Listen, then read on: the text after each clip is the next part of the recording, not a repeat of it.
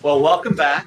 We are pleased to introduce our first panel, which is titled Revenue Resilience, Lessons in Sustainable Tax Structures. I promised we would go deep on the revenue side of the equation, and that's what this next panel is going to do, as they examine the principles of sound tax design, highlighting promising models of taxation from peer states, and discuss how some of those concepts could be applied in Illinois. We're grateful to have a superb panel of experts with us. Their work spans public finance, regional planning, and state tax policy. They include Dr. Paula Worthington, who is a senior policy advisor at the Civic Federation and a lecturer at the University of Chicago's Harris School of Public Policy. She's also a collaborating scholar at the Institute for Government and Public Affairs at the University of Illinois. A 9-time teaching award recipient at Harris, she brings deep expertise in state and local government finance, cost-benefit analysis, and applied policy research. Paula has also served as a senior economist at the Council of Economic Advisors and as a trusted voice in Illinois fiscal policy circles. In addition to Paula, we have Jared Walczak, who's Vice President of State Projects at the Tax Foundation, which is a leading nonpartisan tax policy organization that seeks to improve lives through tax policies that lead to greater economic growth and opportunity. Jared leads research on the annual State Business Tax Climate Index and Location Matters. He's also authored tax reform guides for numerous states around the country, and his work is widely cited in major media outlets, including the New York Times, Wall Street Journal, etc. He previously served as legislative director in the Virginia Senate and as a policy director for a statewide campaign. In addition to Jared, we have Kim Rueben with us. Kim is a senior advisor on land and fiscal systems impact at the Lincoln Institute of Land Policy, which is a nonprofit research organization that works globally to use land policy to solve economic, social, and environmental challenges. She's also first vice president of the National Tax Association, a contractor with a Congressional Budget Office, and an adjunct fellow at the Public Policy Institute of California. As an expert on state and local finance and education economics, Kim has advised numerous states. She's testified before legislators and previously led the State and Local Finance Initiative at the Urban Brookings Tax Policy Center. And last but certainly not least, our moderator today is Michael Pagano. Mike, forgive me, I've known Mike for 25 years. Dean Emeritus at the College of Urban Planning and Public Affairs at the University of Illinois, Chicago, and former director of UIC's Government Finance Research Center.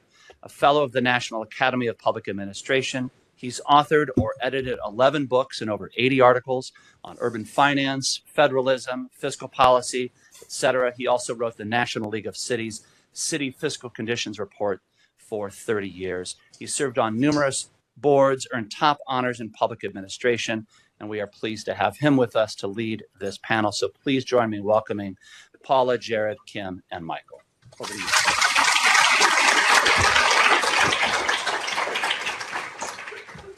Thank you very much, Steve, and good morning to everyone.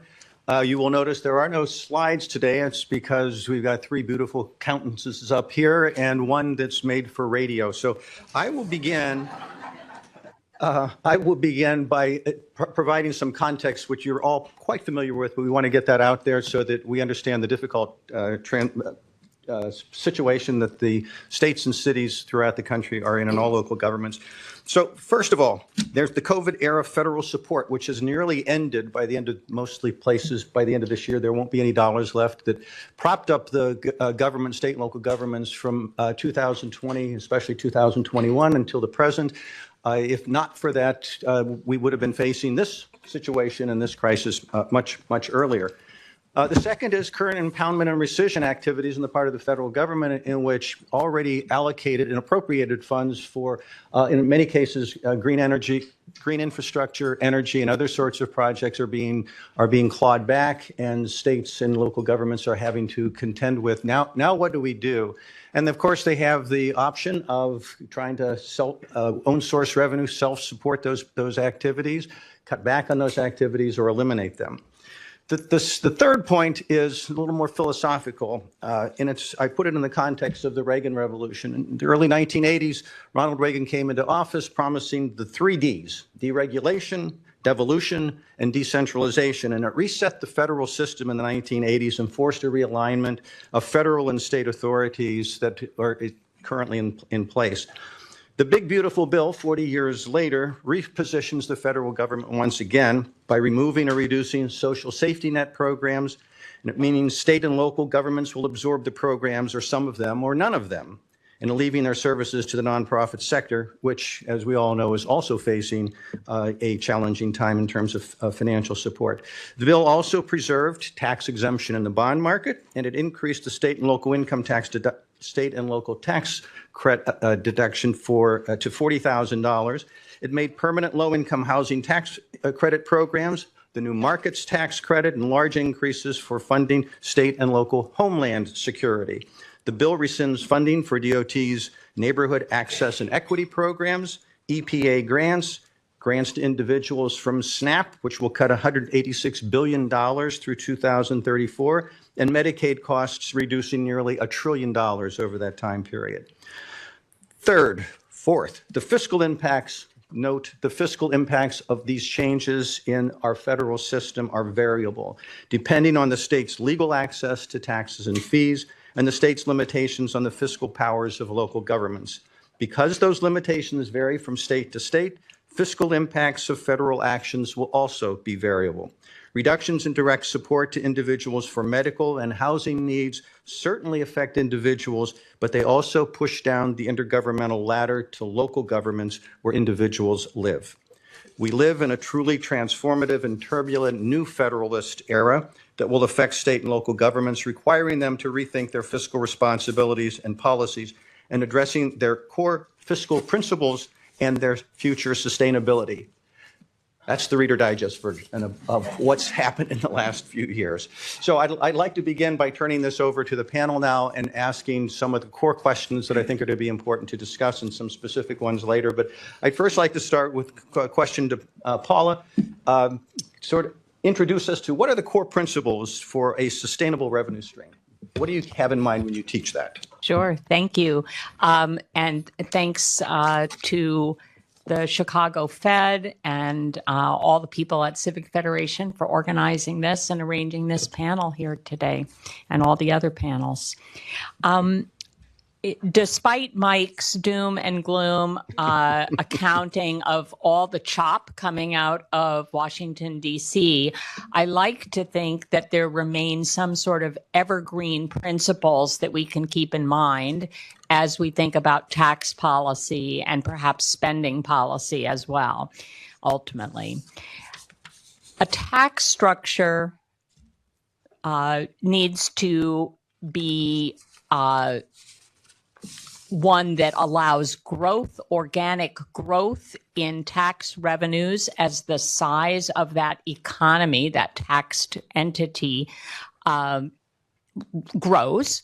So that's a starting point for discussion. I think a tax structure needs to be one that is essentially fair, which means both reality fair and perceptions of fair. And I know this panel has multiple and sometimes conflicting views on how to define fairness. And so I'm looking forward to that conversation. A tax structure should also be as little distortionary as possible. That is, it should be efficient. It should not distort decision-making by individuals and their capacities as workers, as people who move and live in certain jurisdictions. It should not distort unnecessarily business investment decisions and things of that nature. A tax structure, a sustainable tax structure, should generate revenues that are not overly volatile, which means you need some diversification in your tax revenue streams. Different taxes ebb and flow over the business cycle in different ways. And so a resilient and sustainable tax structure has to take those relationships in mind.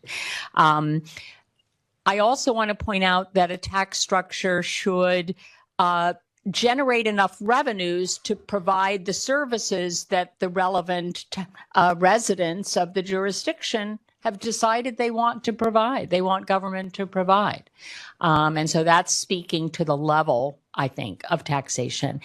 And finally, to sort of link it back to something that Joe Ferguson mentioned early, which is the link between sustainability and fiscal policy and governance. I want to say that a sustainable tax structure is one that is transparent and well understood by all the relevant stakeholder groups.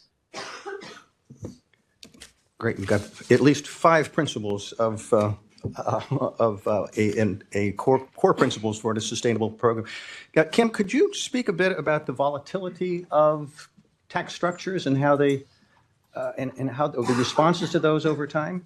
Yeah, and so partly, some of the conversation around Illinois as we thought about things, and it came up in one of the questions earlier, is Illinois' income tax keeping up? And so it is a flat tax. It had been relatively low. It has increased in rate.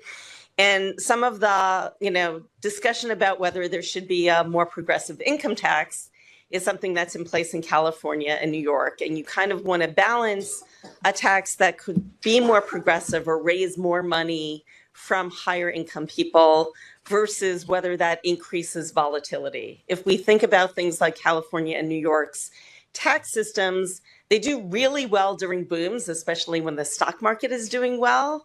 But then when they hit recessions, they could actually face a big downturn, which can leave you in a hard position at a point when it's the toughest to figure out what you need to do.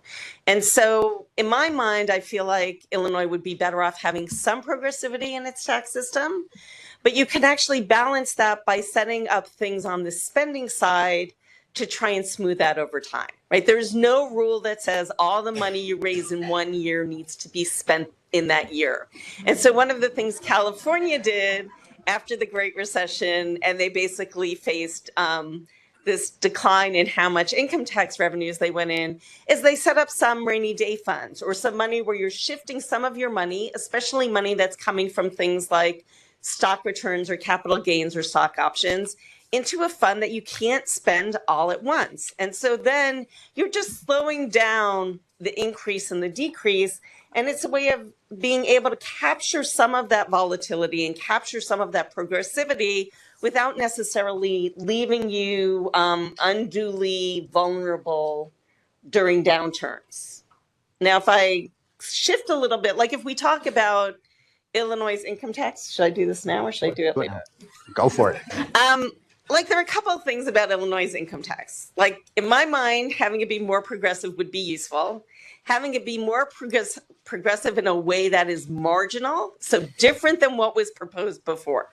You never want a tax system where if you earn $1 more, your tax bill grows dramatically, right? So there's a difference between having an increased tax rate on your, over $100,000 or $250,000 than saying that once you hit that, you suddenly have to pay higher taxes on everything. And so I do feel like there's some room in Illinois' income tax to put some progressivity in there in a, subtle way. There are also things about equity in terms of, do I talk about? Go for it. Now? Go for it. There are also things about what gets taxed and what doesn't get taxed in the Illinois income tax. The most notable thing that is not taxed in Illinois' income tax is retirement benefits, which seems a little crazy if we think about on the spending side that much of the issues Illinois has in terms of its fiscal balance is more about what was spent in the past and these past promises for retiree benefits that are largely benefiting people who are not now, right? It's if you want to pay for benefits by who receives it, you would think that if we have sort of outstanding old benefits, maybe people who had lived here or people who at least were alive at that point should maybe pay into paying off those systems. So having something where retirement benefits have, are faced with some taxes, you don't need to tax Social Security, or, you could, a lot of states basically tax retirement income like other income. And you could do that in Illinois. Some of your neighbor states do that. You know, the other thing to think about when we're talking about reform is also what does it mean for other places around your state, right? So I feel like there is room for Illinois to increase its income tax rate a little bit. Not all of its neighbors don't tax retirement income. And so I do feel like there's some room to do that. And now I'm going to say this now. I was on the DC Tax Revision Commission that proposed getting rid of a retirement exemption. I still hear about it from certain people about why it was unfair that they have to pay taxes on their pension benefits when the people who are paying it are earning over $100,000 in pension benefits, right? I'm not saying you need grandma who's barely eking by on Social Security needs to pay taxes on that. What I'm saying is that maybe saying all retirement income is off the table isn't necessarily where you want to be in your tax system. Well, thank you. Speaking as the only pensioner on the program, I can understand there are political consequences to that. But there also, you raised the point, and I want to turn this question over to Jared, that you raised the point that there is competition among states. And there is competition among local governments. And we are familiar with what Thibault's hypothesis is about moving from place to maximize your services or benefits rendered to your taxes paid. Are there, Jared, are there ways that states have broadened their tax base without harming competitiveness besides taxing me? Yes, there are ways that states have done broader reforms that include base broadening on multiple different taxes, often using that to facilitate rate reductions. I understand in Illinois, where there are broader revenue adequacy questions, some of that might also go to shoring up pensions. But many states, especially in recent years, have used base broadening as a way to have a more efficient tax system that is more neutral to a point already raised, and use much, if not all, of that revenue to reduce rates in what they hope would be pro-growth ways. There very much is tax competition. In fact, we are in an era of significant tax competition right now. Since 2021, 28 states have cut the rate of their individual income tax. That's most of the states with an individual income tax. There are 41 states with a wage income tax, so that's a lot of them. 15 states have cut corporate income tax rates, and then you look at other reforms that are in many ways also cuts, even if they're not to a top rate. You just see this significant focus on tax competition. Some of this, of course, was driven by the fact that revenues have just been very good for a long time. So states have been able to cut out of growth rather than trying to balance some sort of spending reduction. Some of it is because there is a perception, and I believe a reality, that especially post-pandemic, we do have a more mobile-friendly environment. And this is not just for individuals who may have the flexibility to live wherever they want and still work remotely for whichever employer they want. It's also flexibility for employers, because in the past, you would very much have to locate where you were entirely sure you had a fully qualified workforce, that everyone you needed had to be there. Now, businesses still need people on the ground wherever their headquarters are, but you don't necessarily need the entire workforce there, certainly not day one, maybe not ever. You can hire your specialists wherever they may want to be, and therefore agglomerate. I don't know what is. Apparently, my phone is speaking to me. So some of the agglomeration effects are less significant now. That's not irrelevant. I mean, so you saw California for years having some struggles, and AI has reversed that, at least temporarily, because there are real agglomeration effects in AI right now. So like San Francisco, bad trajectory, suddenly pretty good trajectory. You will have agglomeration effects, but you have, I think, even in tech, you had the era of Silicon Valley. And then you had sort of the Silicon Alley, Silicon Slopes, all of these. And I think the next step is sort of Silicon Anywhere, that tech employees can work wherever they want, and it's a very mobile environment. So we see this competition. This is one reason also for why states often have a different approach on progressivity of tax structures than the federal government does, even when there is a desire for progressivity overall, or you have a generally progressive state. We often hear the conversation that state taxes are not progressive in the same way, certainly, that federal taxes are. That's absolutely true. I think some of the discussions of how regressive they are, I would disagree with some of those numbers, but there's certainly a dramatic difference. But when you look at federal, state, and local combined, for every dollar someone earns in the bottom quintile, they get an additional $1.27 after taxes and transfers. So they pay some taxes, obviously. They get a lot of transfer benefits. That dollar turns into $2.27. In the top quintile, for every dollar you earn, you net 68 cents. So you're losing 32 cents. You pay some taxes. You do get some benefits. Even the highest earners get transfers and benefits. You have that differentiation. You have a very progressive overall tax and transfer system. Extremely progressive tax and transfer federal level. State level, pretty progressive transfer, not generally very progressive tax. And I think that is a distinction that is driven in part by competition. It is hard to expatriate. Most people are not going to leave the country over taxes. It is easier to leave a state. And therefore, states are, when they're looking at progressivity, they're doing it more on their spending than their taxes, especially these days. And they're also counting the federal transfers, which are very significant in all of this. That doesn't mean you can't be progressive. It does mean you have to watch that. When you look, say, at Illinois, individual income tax, my biggest take on an Illinois graduated rate is, what does it create that rate? What is that marginal rate? Is activity takes place, decisions take place on the margin. And the last time that there was a serious discussion about a graduated rate income tax, while the ballot measure was still pending, there were lawmakers talking about what, like a 12.25% top marginal rate. And to Kim's point, it wasn't even always marginal in that case. That's really high. And I think that scares a lot of people justly, that is going to lead to outmigration. That's going to lead to significant changes. 4.95%, the current rate, is actually exactly the median top rate nationwide right now. And it's about the average too. We're just under 5% as the average top marginal rate. So you're right in the middle there. You're higher on just about everything else. So it's like, it's the one thing you're about average on. And I think the question with a graduated rate isn't necessarily, is it bad to have a graduated rate? But what does that top rate become if you allow that structure? And bearing in mind that for pass-through businesses, it's already 6.45 because of the personal property replacement tax, which is significantly higher. That puts you top third of states, for top rate for pass-throughs. So just bear in mind. And so you've raised the issue of the income tax burden in particular, and property tax. And we hear and understand that there is a balance. There's not, a state doesn't reply, or a city doesn't rely on a single revenue source. There's usually some balance. Some cities do rely heavily on one tax over another. Is there a optimal balance of income, sales, property, user fees, and other charges? I think it varies by place. Like, you need to, one of the points Jared made, you need to take into account what your businesses are, what your population is, and what you're trying to accomplish.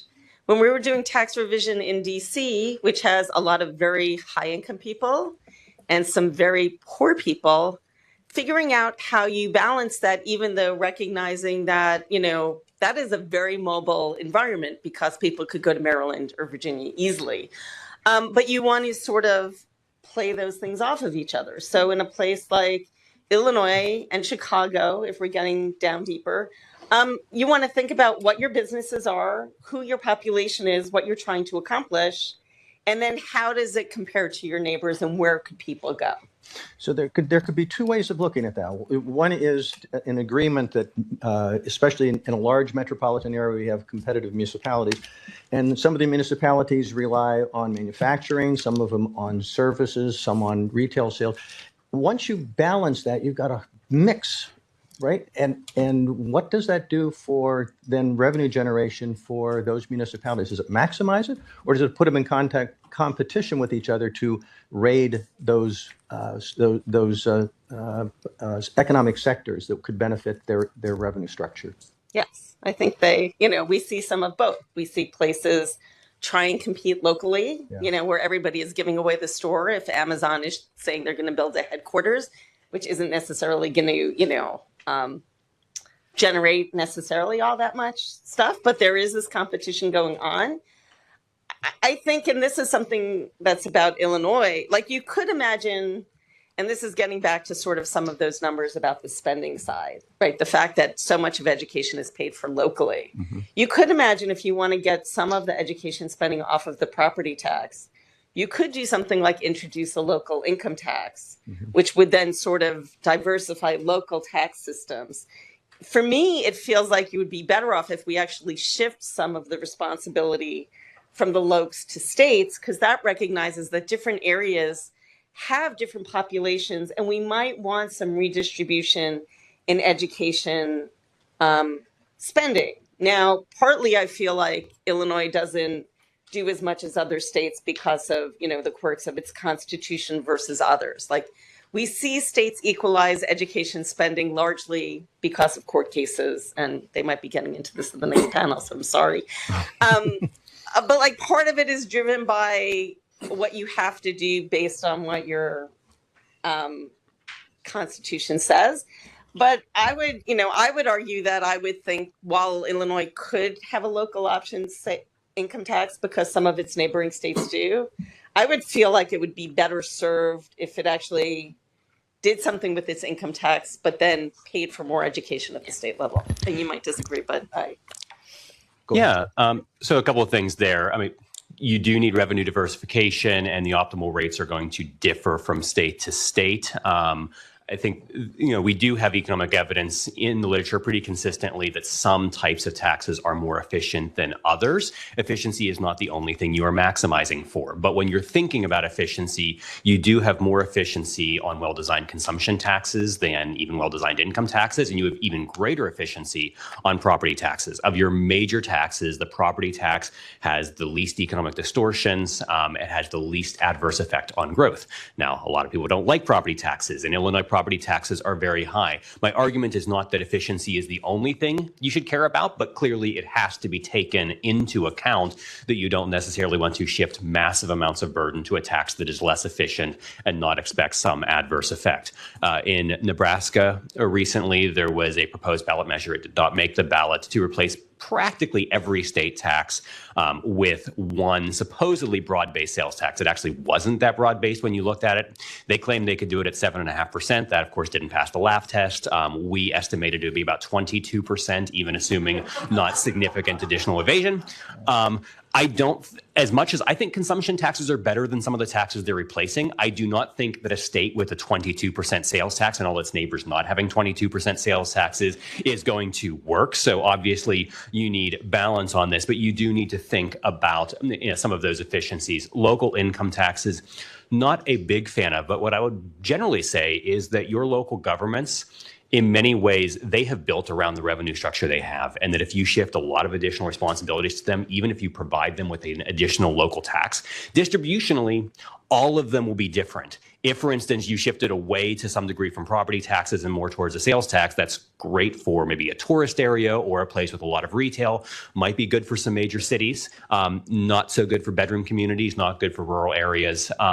If you shifted towards an income tax, you're going to see some interesting distributional effects as well. Now, you can say, how is that any different than our current system? It's already, you could argue it's a little bit arbitrary that the current system doesn't benefit everyone, but path dependency matters. Governments have built around this expectation, and some of these proposals, in some cases, let's eliminate the property tax and replace it with who knows what, because you really usually can't.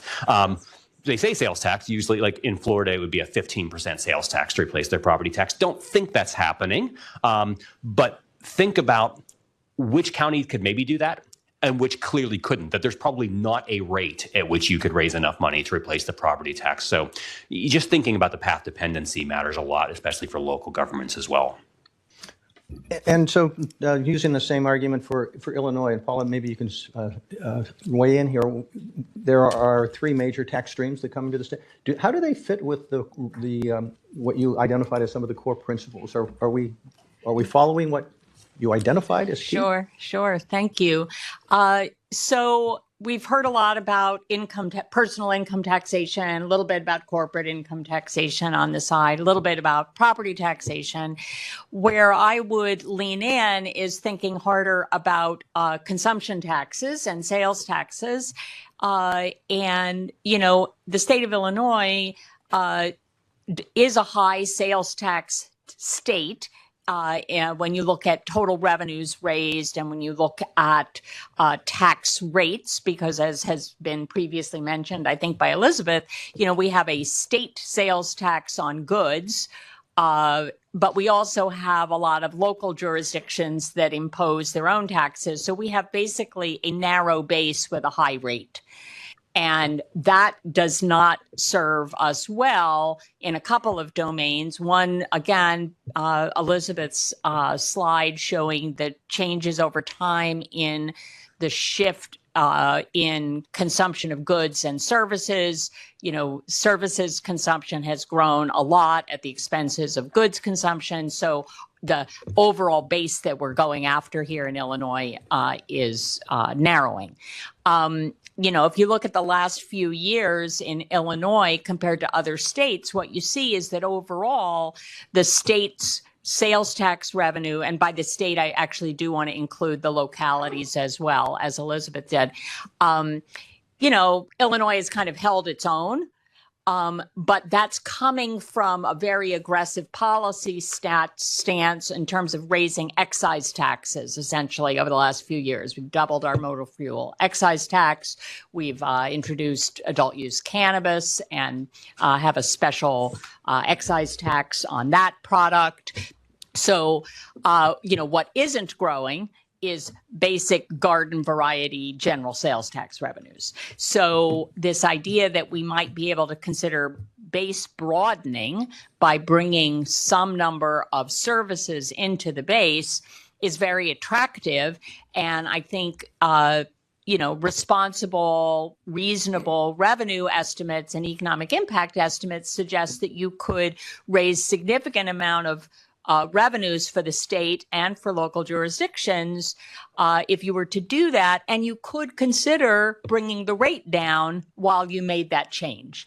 And that would improve on, the volatility front, the efficiency front, and, honestly, on the political front. It allows you to say, we're broadening the base, so we're taxing more things, more transactions, but at the same time, we're lowering the rate. Yeah, so nationwide from 2000 to present, on average, the sales tax base has gone from just under 50% of personal consumption expenditures to about 32% of personal consumption expenditures. At the same time, rates have risen. In every other major tax that states levy, rates have declined on average since 2000. In sales taxes, they have risen, and they have to because of this continued base erosion. And of course, a lot of this, to what Elizabeth had earlier, you have this shift from goods to services. I want to put a little bit of a caveat on that because it's important when you're thinking about the revenues. When you look and say almost 70% of personal consumption is services, and when you look at the overall consumption patterns and what percentages you have, remember that personal consumption expenditures include, say, the implicit rent of owner-occupied property. So when you own your house, there is consumption associated with that. That's not a taxable transaction. Almost no one is talking about rent to yourself being subject to sales tax. There are other things that are services facilitated without a transaction, including in financial services. Then there's things that almost no one wants to tax, like healthcare, or things that you couldn't tax, like the subset of healthcare that is funded by federal programs like Medicare and Medicaid. So that base is broad. You could broaden a lot. You can't just look at personal consumption expenditures and say, oh, wow, we could more than double this. The other thing when you're thinking about shifting to services, I think is a really good thing. And it's a progressive move that is also pretty efficient because you have non-neutral taxation right now. You're not taxing a lot of personal services that are consumed more by higher income individuals. You're changing behavior. Those should be in the base. But when you just look sometimes at what are services, you're going to see most services, by value, are going to be intermediate transactions. They're business inputs. That's especially true in the digital economy, where there's a lot of proposals surrounding expanding to digital. Expand to digital personal, absolutely. But when you think about business inputs, I think the important thing to remember, and Illinois is actually pretty good on business inputs compared to many states, but the important thing to remember is it changes the model from a consumption tax to a production tax. When you in Illinois buy something from any state, it does not matter what their sales tax is, you're paying Illinois' rates. So there's no competitive disadvantage for an Illinois-based business to be here because whenever they sell, the sales tax is at the rate where the consumer is. No disadvantage. When it is on their activity, when it's on business inputs, the decision to be in a higher tax state or a state that has more business input subject to tax hurts them because those stages of production are taxed. You often hear it called tax pyramiding. I think that's actually a little bit wrong. That's true to the extent that the market is all captured by businesses that face a similar structure, but they don't.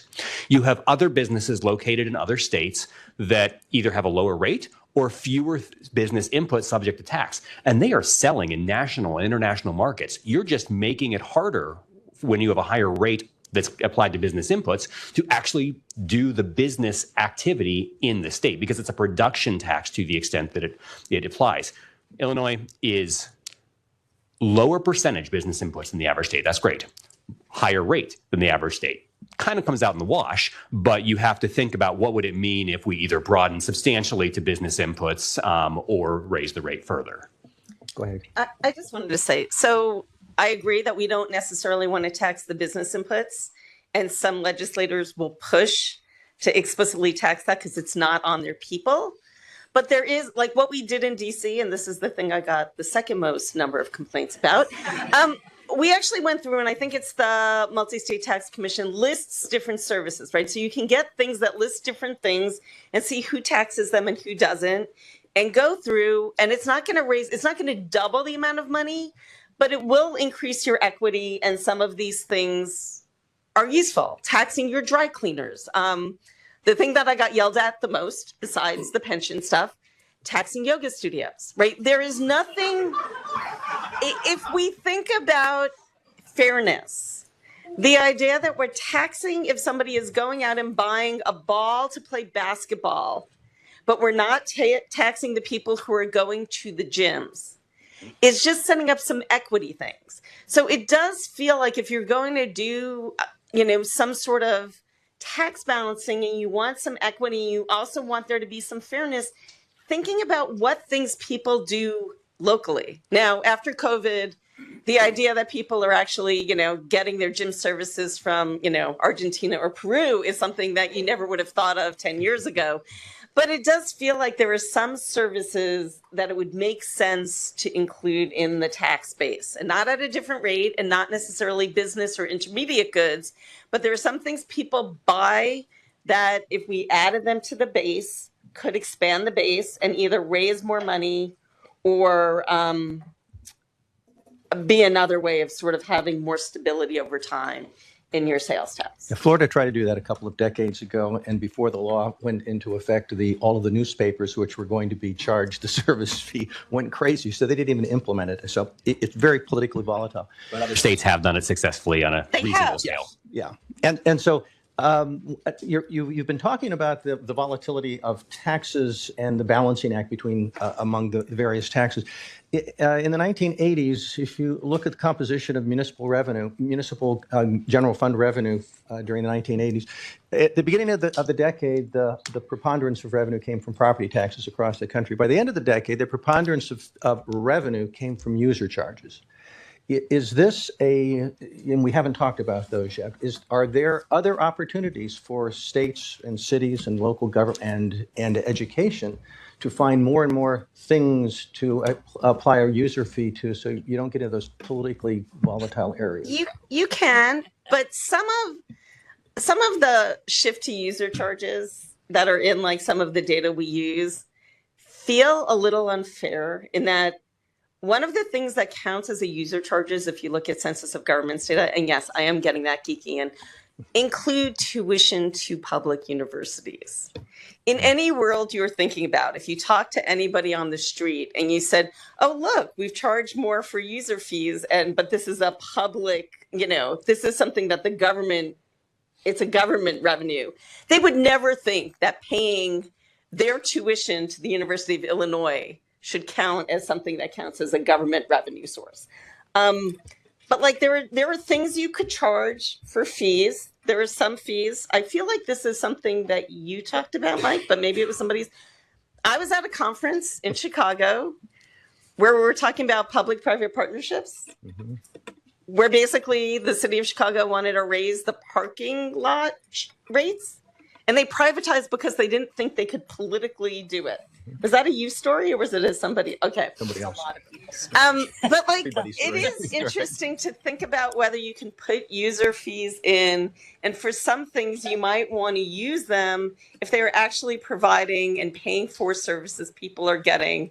But you want to think about whether they're actually paying for those services versus just a way of relabeling things. I guess I sort of want to push back on the idea that we shouldn't count tuition at U of I as a user fee. I still think that's not a crazy thought. But leaving that aside, I think it's important to note that one reason, especially local governments, turned to more aggressive forms of charging for services is that they were feeling constrained on the property tax front, that a lot of states set up rules that limit the ability of local governments to raise or levy property taxes. And one workaround is to look at your municipal budget and say, oh, wait, we're providing a particular service here. We used to pay for that service through general property tax revenues, but now I can identify the recipients of that particular service and charge them for it. And, we heard a reference to the SALT deduction earlier, right? Individual taxpayers often don't like it when you take something out of being paid for in a property tax world and putting it over here in a user fee because they can't deduct the user fees, your water bill or whatever. So I think we should be a little bit kind and generous as we think about this move towards more aggressive use of current charges. And I think the other sort of observation I would make is that this is the right moment, I think, to highlight that when we talk about fairness and equity, there are different ways one can define those concepts and operationalize them. And often in the tax setting, we're thinking very much about ability to pay kinds of measures. And that's something, for example, that the Institute for Taxation and Economic Policy, sort of pushes out pretty regularly. But I think there are other ways to think about things. Other ideas of fairness relate to whether it makes sense to charge people for certain kinds of services that are being provided by a public entity. No one thinks that it would be no one seems to have a problem with the Chicago Park District charging fees to access its golf courses, for example. So I think that's a thing. And then, of course, Kim's earlier remarks offered us some insight, along with Elizabeth's slides too, on intergenerational equity. It's not just ability to pay across the people who are living here right now. It's thinking about fairness as it pertains to people who are alive now, consuming services, generating the revenues needed to pay for them, but also people who are coming later and what kind of burdens we're placing on them for the services that today's folks are consuming. Thank you. I think we are entering another era in which the conversation about equity, intergenerational equity in particular, especially in this state, is going to come to the fore again and maybe drive policy.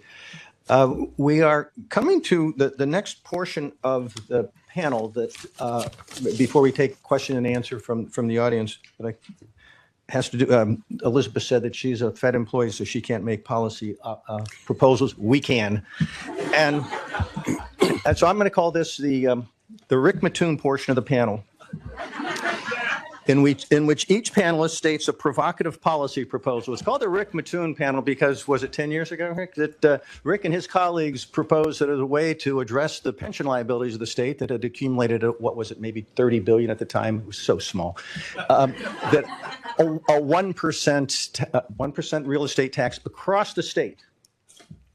So when he was tarred and feathered in his hometown, they decided not to really push it so much. But it was a provocative, actually, from philosophically, from a tax policy perspective, actually a very interesting proposal, one that didn't gain any traction. But these also might not get any traction. So I've asked each one to identify what they may underscore something they've already said, but identify what one provocative policy, and I'll get to weigh in as well. One provocative policy that they would at least throw out there for our consideration. Paula, you want to start with you or want to start with Jared? So let's start with Jared. Jared, go for it. All right. Well, since I imagine that sales tax-based broadening and maybe taxing retirees more are going to be discussed elsewhere, but those are good ideas and we should consider them. I'm going to put something out there that is initially very provocative. And I think if you think it through, it's less so, but I recognize it's really hard to sell. And that's as we think about sales tax-based broadening, think about groceries. And one of the reasons I say that is it's very stable. There's a fair amount of revenue that is being excluded there. And the reason why it's very provocative is it initially sounds incredibly regressive because, of course, when we think about grocery consumption as a percentage of income, it is much higher among lower income individuals. This is actually not a regressive policy to do this. We've run the numbers because if you think about lower income households that are getting SNAP benefits, obviously that doesn't cover all of their groceries and it declines over, as you generate additional income, but it covers a very significant portion of your groceries and it's not available to higher earners. So the exemption for groceries is an exemption for me. When you look at the benefit of this, if you said like we're going to take the same amount of revenue and either we're going to have sales taxes be lower proportionally, or we are going to have a grocery exemption. This grocery exemption benefits me and not the lowest 40% of households who would benefit more by an equivalent reduction in the rate. So if you needed maybe a little additional revenue but like still want to meet in the middle, putting groceries in the base, splitting it, keep half the revenue, lower the rate by the other half, actually is going to help your bottom quintiles because they are going to pay less on everything else. And they're consuming everything at higher rates as a percentage of income, not just groceries. But groceries are largely exempt and everything else is largely not. They will pay less. Middle and high earners will pay a little bit more. Provocative because I don't think you can convince people of this. They're going to hear this and say, if I'm in the bottom quintile, I'm getting hosed. You run the numbers, that's not true. I think it's win-win as policy, probably not win-win as politics. Can I say that's sort of assuming SNAP continues to exist in this country? Which I feel like is an interesting time to be doing things like this. I've already basically, as is my wont, told you my ideas before we got to the section where I'm supposed to tell you my ideas. I do feel like taxing retirement income should be on the table. I also feel like expanding services would be good. Something else, which isn't really answering the question, but that is also my want. I think it is also interesting to think about what we're going to need to do in terms of property taxes, because I feel like property taxes are going to need to shift some because part of the work from home and changing with business is in a lot of places we've seen a disproportionate amount of property taxes coming from businesses rather than residential. That's going to need to change as business property, especially in central cities, is sitting vacant. And so we're going to see property values come down on business properties, which might shift shift things back to the residential property, which is going to be really hard.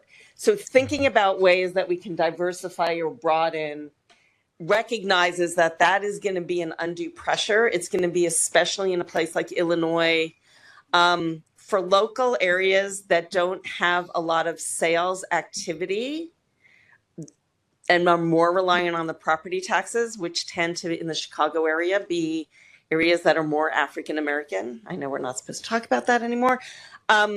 That could be an undue burden. So thinking about ways that we can sort of shift responsibility and get more state money into local areas or think about broader areas feels like it's going to be really important, because I feel like the property tax is already going to be under a lot of pressure and it's going to face some hardship going forward. Could you expand just a moment? Sure. Would you include tax exempt property? I would. I'm a big fan of pilots. So payments in lieu of taxation, or ways of making places that don't pay property taxes. So, right, so if you're thinking about property taxes, the main things that do not pay property taxes are other government buildings and nonprofits. And in DC, we have a lot of embassies and other things that go on. So like when you're thinking about places that aren't paying for services, figuring out a way to get some money from those organizations feels really important. It feels really hard for me to sit here and talk about how we need to increase the pressure on our institutions of higher education and hospitals right now because of what is going on with the federal government. Right. So there is this whole issue that we have a lot of uncertainty going on in Roiling, but like there does seem to feel like there could be a movement in that direction, and having those conversations would be good. Thank you. Paula.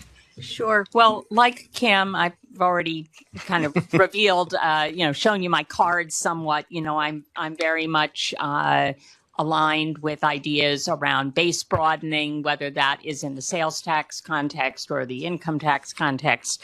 I would put out a couple of examples on how we might use current charges and fees to become a more stable and material component of the fiscal structure. So one small example, the state of Illinois' state park system is very under-resourced, and they don't charge really for anything. So you can drive in and use a park's facilities and so forth and pay nothing. And, it doesn't seem crazy to me to implement some kind of fee structure there, even as you would turn to general tax revenues to support broad sort of capital projects and improvements there. So that's a small example. Here's a big example. Our transit system in this area is facing incredible fiscal stress, as are other big city transit systems throughout the country. User fees are an important part of how those systems are financed in these big cities. We pay fares to ride CTA buses, rail, PACE buses, Metro Rail. It's not out of the question to think that one way of finding our way out of our fiscal stresses in our transit system is to turn more to users, to shoulder the burden of paying the operating costs of those systems.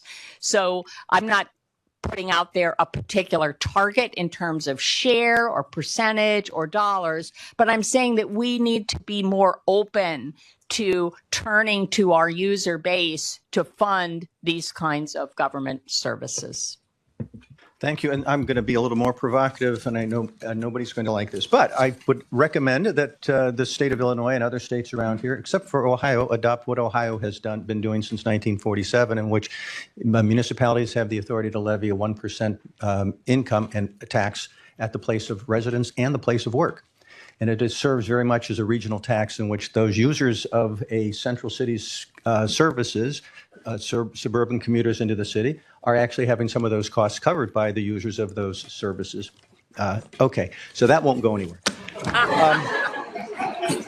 Now to the question from the audience, and I'm going to start one interesting one. A focus on local option and own source revenues limits Metro strategies for redistribution or cost sharing. Are these valid paths given Illinois' highly fragmented local governments without state aid? I would push for more state aid. Frankly, the 24% state support of education sort of floored me in that it feels like we already know that there's competition at the local level. And I don't know if you could get regional taxes in, but I would think if there's any way that you could move things at the state level and redistribute, that would sort of help with equity, just because given the tax systems we have, certain places have an easier or harder time. But that would be my push for Illinois. Okay, they're coming in now. Here we go. What does the academic literature show with respect to tax-driven migration, both in terms of individuals and businesses? And now we'll disagree. Yeah. There are disagreements on this, and what you'll find, I think, is there's sort of three stages in the literature where a lot of the literature, like in the 1950s through 1970s, showed almost nothing. 80s on, like to about late 90s, it was a very mixed picture. I think it's becoming a clearer picture now. I think Kim will have some disagreements on this with me, but we have published some meta-analyses that show, I think, a consistent trend in literature showing that there is tax-based migration and that it is fairly predictable. It does not mean, of course, this is the only thing people care about. People want a qualified workforce. They want amenities. They want quality of living. They want good education systems. They do care about the weather. I mean, there's the tax climate. There's also the actual climate.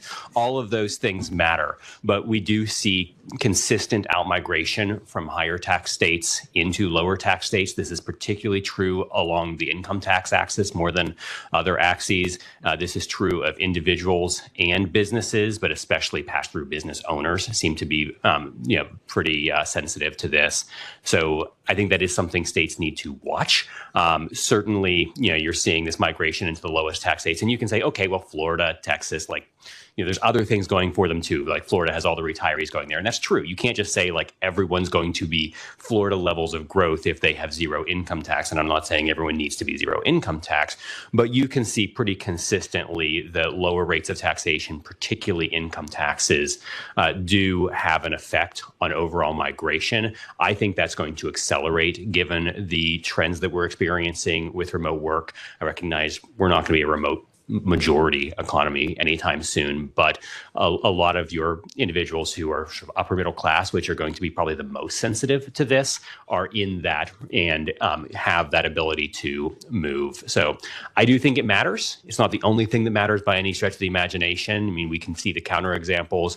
I mean, Kansas is your sort of classic one back in 2013 where, you don't have migration numbers per se, but, Brownback cuts taxes by about $1.1 billion. The original plan was to cut spending by $1 billion. That was never going to happen because it was all school spending. No one was ever going to prove that. So they just cut the taxes without the spending, had a significant shortfall, and businesses looked at this and said, no, this is really bad. We like roads, we like schools, we want those things. But at the same time, like I said, 28 states have cut individual income taxes in the past 4.5 years. Most of those did so, I think, in a responsible way.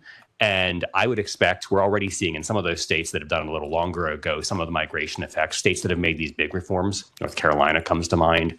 You've seen that big in-migration. I think it's real.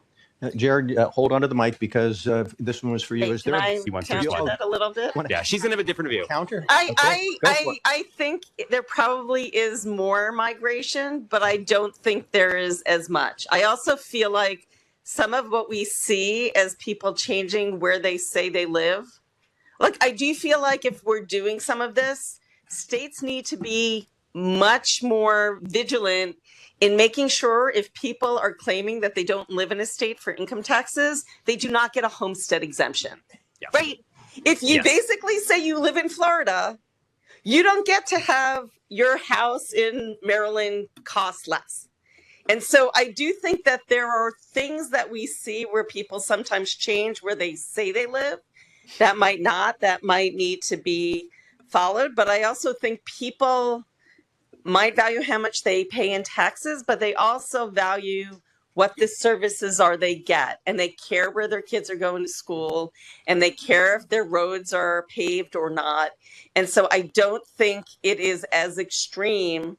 Do I think that Illinois would have seen out migration if they had a 14% flat tax on people who earned over $1 million? Yes, I do. But I don't think what we're talking about now, and if you have some more progressivity, I think there is some room for some progressivity, and it isn't as extreme in terms of where people are going to go. Okay, let me go back to Jerry. Is there a better way to tax business entities, whether C Corps or pass-through, that could be more competitive and raise more revenue? I mean, fundamentally on business taxation, I think we need to distinguish the things that are being taxed that are closer to user fees or about the actual cost that they impose, and those that are not. Because when we're taxing businesses to some degree in different shares, we are already taxing individuals. There's no such thing as just taxing an entity without it flowing through to an individual. It's a question of whom. It's to some degree always going to be the owners, the employees in the form of lower wages, and the consumer in the form of higher prices. How much that splits is going to vary, and there's a broad disagreement in the literature on where this stands. And you'll see some models putting like 50% on consumers, and some only like 20% on consumers. Radically different assumptions. But I've always taken the view that it does make more sense to be taxing at the individual level than the business level.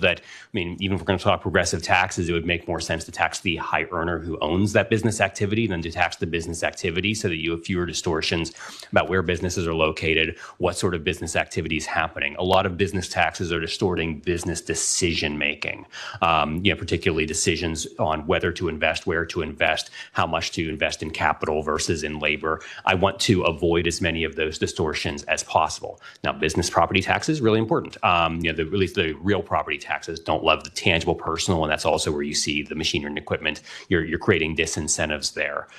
There are different models that can raise more revenue from businesses, but I think that states have made some sort of consolidated choices, like everyone's going to single sales factor now, which sort of changes how your corporate income tax works. Most of the sort of unique models on business taxation, like states that have a gross receipts tax, not a good way to raise revenue and very much distorts your business activity.